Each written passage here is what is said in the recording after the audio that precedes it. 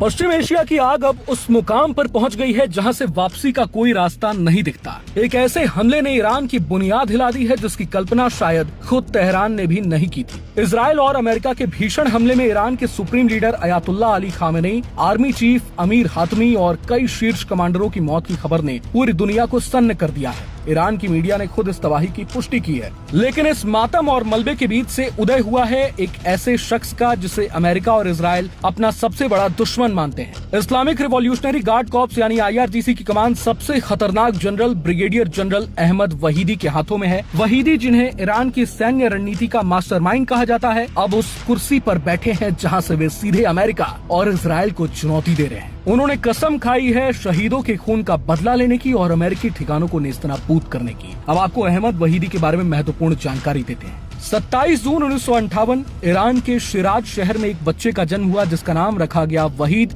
शाहचेरागी, जिसे आज दुनिया अहमद वहीदी के नाम से जानती है। वहीदी कोई साधारण सैनिक नहीं है, वे एक उच्च शिक्षित रणनीतिकार हैं। इलेक्ट्रॉनिक्स इंजीनियरिंग में ग्रेजुएशन, इंडस्ट्रियल इंजीनियरिंग में मास्टर्स और स्ट्रेटेजिक स्टडीज में PhD। वहीदी की डिग्री उनके तेज दिमाग की गवाही देती है। 1979 की इस्लामिक क्रांति ने वहीदी के जीवन की दिशा बदल दी। वे इस क्रांति की उपज हैं। वे उन शुरुआती लोगों में शामिल थे जिन्होंने IRGC की नींव रखी। वहीदी उस ओल्ड गार्ड पीढ़ी का प्रतिनिधित्व करते हैं जिनके लिए इस्लामी क्रांति की रक्षा करना किसी भी चीज से ऊपर है। 1980 के दशक में उन्होंने खुफिया और सैन्य अभियानों में अपनी ऐसी धाक जमाई कि वे जल्द ही नेतृत्व की सीढ़ियां चढ़ते चले गए। अहमद वहीदी को ईरान की सबसे खतरनाक और प्रभावशाली यूनिट कुद्दस फोर्स का असली रचयिता माना जाता है। साल 1988 से 1998 तक वे कुद्दस फोर्स के पहले कमांडर रहे। ये वही यूनिट है जो ईरान की सीमाओं के बाहर खुफिया और सैन्य ऑपरेशनों को अंजाम देती है। लेबनान से लेकर सीरिया और इराक तक ईरान ने जो अपना दबदबा बनाया उसकी ब्लूप्रिंट वहीदी ने ही तैयार की थी। बाद में इसी कुद्दस फोर्स की कमान कासिम सुलेमानी ने संभाली, जिन्हें 2020 में अमेरिका ने मार गिराया था। लेकिन वहीदी का कद सिर्फ सेना तक सीमित नहीं रहा। वे 2009 से 2013 तक ईरान के रक्षा मंत्री रहे और बाद में गृह मंत्री की जिम्मेदारी भी संभाली। वे एक्सपीडियंसी डिस्कर्नमेंट काउंसिल के सदस्य भी रहे, जो ईरान के सबसे पावरफुल संस्थानों में से एक है।